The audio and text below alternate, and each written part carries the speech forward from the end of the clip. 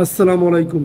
ষষ্ঠ গণবিজ্ঞপ্তিতে সুপারিশপ্রাপ্তদের যোগদান নিয়ে গণবিজ্ঞপ্তি এনটিআরসির বিস্তারিত জানতে সম্পূর্ণ ভিডিওটি মনোযোগ সহকারে দেখুন, কেননা এটি একটি গুরুত্বপূর্ণ নিউজ হতে যাচ্ছে। ষষ্ঠ গণবিজ্ঞপ্তির মাধ্যমে বেসরকারি শিক্ষা প্রতিষ্ঠানে প্রবেশ পর্যায়ে নিয়োগের সুপারিশপ্রাপ্ত শিক্ষকদের যোগদান নিয়ে কড়া নির্দেশনা দিয়েছে বেসরকারি শিক্ষক নিবন্ধন ও প্রত্যয়ন কর্তৃপক্ষ এনটিআরসিএ। বুধবার 10 সেপ্টেম্বর এক গণবিজ্ঞপ্তির মাধ্যমে এ নির্দেশনা দেওয়া হয়।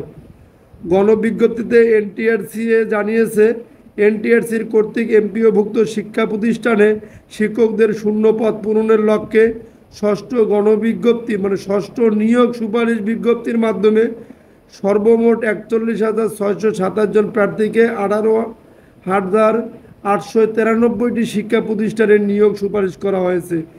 শিক্ষা প্রতিষ্ঠান আগামী 18 সেপ্টেম্বরের মধ্যে কোনো প্রকার হয়রানি না করে উক্ত সুপারিশপ্রাপ্ত প্রার্থীর অনুকূলে আবশ্যিকভাবে নিয়োগপত্র প্রদান করবে।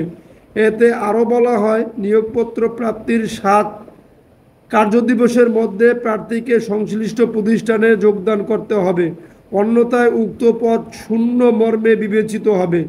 প্রতিষ্ঠান প্রধানগণ কোনো প্রকার হয়রানি না করে যোগদানকৃত শিক্ষকদের এমপিও ভুক্তির কার্যক্রম গ্রহণ করবেন। যদি আপনাদের নিউজটি ভালো লাগে তাহলে অবশ্যই আমাদের চ্যানেলটি সাবস্ক্রাইব করে পাশে থাকা বেল বাটনটি অন করে রাখবেন পরবর্তী ভিডিওর জন্য।